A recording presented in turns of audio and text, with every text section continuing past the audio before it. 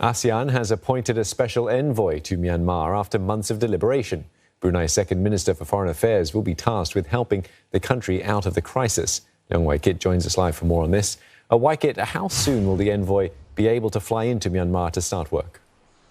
Well, Steve, as you speak, tweets are flying in from Thailand, from earlier Singapore, with their foreign affairs ministers saying that they hope that work can start soon. Now, my source tells me the plan is for Mr. Erywan Yusof to fly into Myanmar as early as next week when the ASEAN meetings and activities wrap up this week. I've also been told that he already plans to meet State Councillor Aung San Suu Kyi as well as other political prisoners, and he will also tap the expertise of the earlier nominees of the special envoys. These are veteran diplomats from Indonesia, Thailand and Malaysia who have worked with the Myanmar army back in the 1990s and early 2000s. Now, Mr. Erywan Yusof will have about 2 months to iron out his key tasks before reporting back in September to the ASEAN foreign ministers. And that's also the time when the ASEAN foreign affairs ministers will meet UN Secretary Antonio Guterres.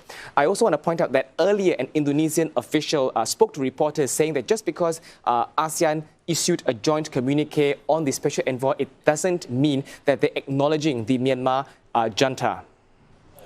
And Wai-kit, this news sort of came out not so long ago. What's been the reaction from Myanmar people so far to this development?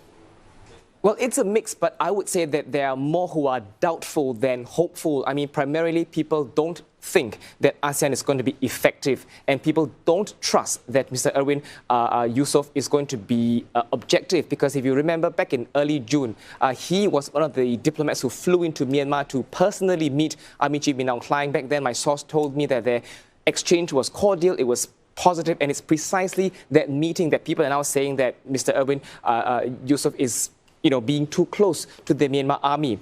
Another key group, which is the ousted lawmakers who have formed the National Unity Government, they haven't made any public statement on the development of this special envoy as yet. But based on what they've said on previous occasions, the NUG, who are made up by the ousted lawmakers, have said that they're not totally opposed to speaking with the Myanmar army, but there must be preconditions, including getting the army to stop killing innocent civilians on the streets.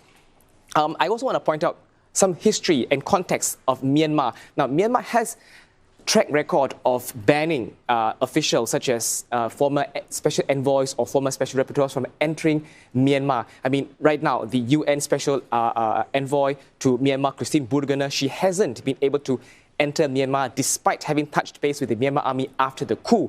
And even during Ms. Aung San Suu Kyi's time, when Ms. Christine Burgener visited areas like Rakhine State, she's not always been given full access to those areas.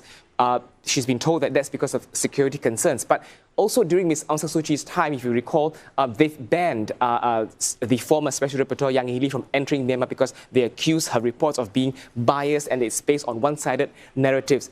And also back in 1990s, in the early 2000s, the Myanmar army itself has banned various envoys. All right, well, many thanks for getting us up to speed with developments in Myanmar. Young Wai-kit there.